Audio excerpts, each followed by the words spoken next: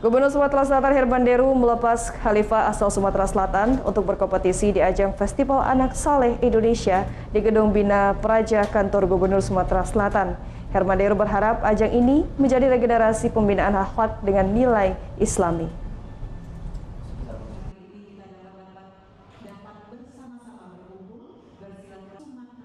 Sebanyak 48 kafilah asal Sumatera Selatan akan bersaing dengan 28 kafilah dari provinsi di Indonesia.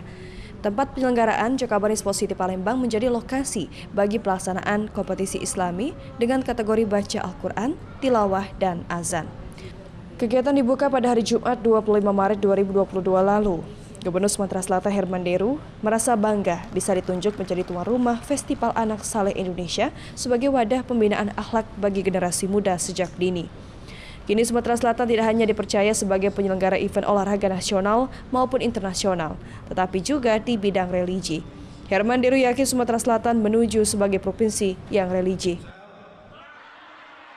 Bersyukur sekali Sumatera Selatan dipercaya menjadi tuan rumah Festival Anak Saleh Indonesia ke-11.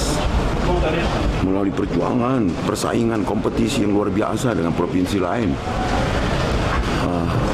Ini pertanda bahwa Sumsel ini dinilai siap dan menuju Sumsel religi ini sudah ada bekalnya gitu. Nah, inilah cara kita untuk menanamkan nilai-nilai atau kaidah-kaidah dalam kehidupan keseharian kita sebagai kaum muslim.